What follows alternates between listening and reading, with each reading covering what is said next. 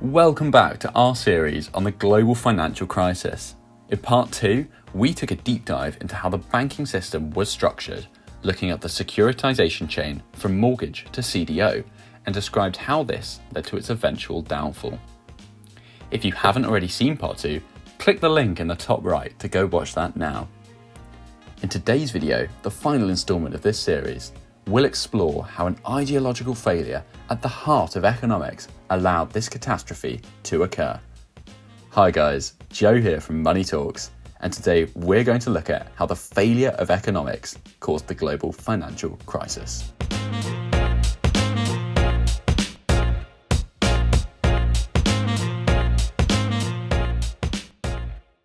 It all starts with Adam Smith, the founding father of modern economics.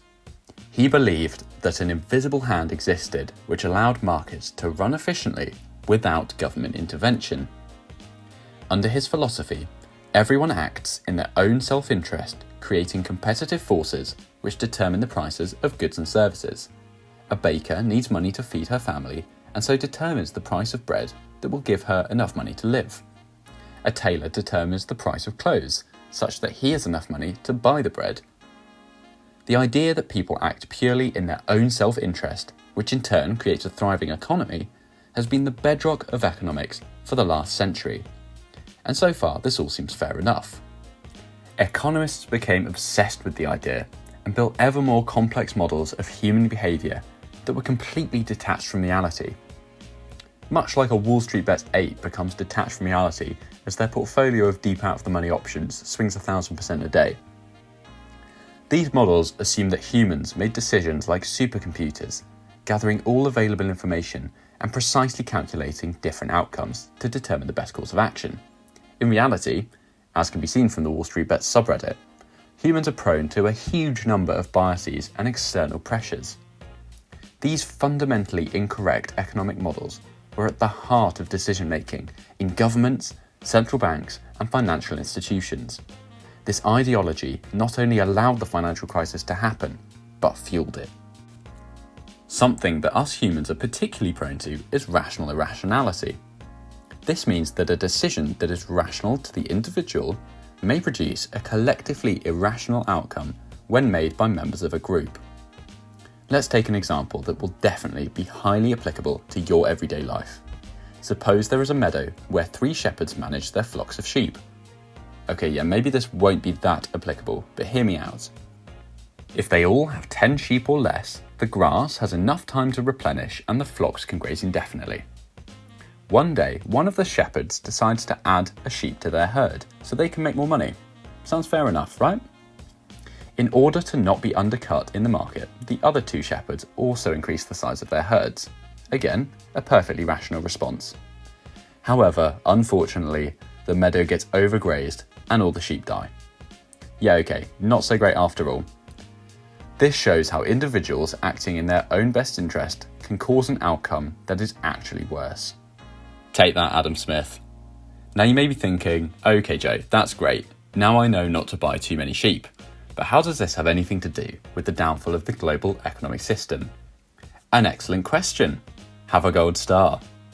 Seriously though, if we think back to the previous 2 videos, we could say that in 2007, the meadow was mortgage-backed securities and credit default swaps, the sheep were investors, and the herders were the banks. Acting rationally in their own self-interest, banks pushed to increase profits, but the collective overgrazing on CDOs eventually led to the global financial crisis. Chuck Prince, the former CEO of Citigroup, famously said in relation to CDOs, "As long as the music is playing, you've got to get up and dance." This showed that despite being aware of the inevitable overgrazing, banks were unable to stop the self-interested pursuit of profit that led to their collective downfall. Citigroup's stock itself went from a high of over $550 a share to just $10 a share, a drop of over 98%. Nice job, Chuck. You also get a gold star. This rational irrationality is one of the fundamental reasons why regulation must exist in financial markets in order to guide incentives and stop self-interested pursuits leading to collectively bad outcomes. Another behavioural factor that economists failed to account for was information cascades. Suppose you're walking along the high street trying to find somewhere for dinner. You've got a hankering for Indian food, and as luck would have it, you come across two Indian restaurants side by side. You see that the first restaurant is empty, but the second restaurant has a couple sat at one table. Since that couple chose the second restaurant, you assume, well, they must know it's better than the first, and so that's where you sit down for dinner. A second passerby has the same conundrum, but after seeing you and the other couple in the second restaurant, they assume it must be better, and so take a seat. This continues until the second restaurant is full, while the first restaurant remains empty, all based on the assumption that the people inside the restaurant had information that others outside did not. This is what is known as an information cascade. If we think back to the previous video, investors were buying CDOs without reading through the large prospectuses of mortgages because they assumed the rating agencies were making informed decisions. They saw everyone else inside, and so they went in without checking TripAdvisor, only to wake up the next day with horrific food poisoning. Only a handful of investors, including those in the Big Short, dug into these products and found that the ratings didn't match the riskiness of the subprime mortgages inside. Behavioural economics is now one of the fastest growing areas within the field. Economists are moving away from the ideas of rationality and perfect markets in favour of understanding how we actually make real-world decisions. This has helped shape new regulation, build new economic models, and ensure the safe functioning of financial markets around the world. In order to avoid another global financial crisis, these lessons must be remembered.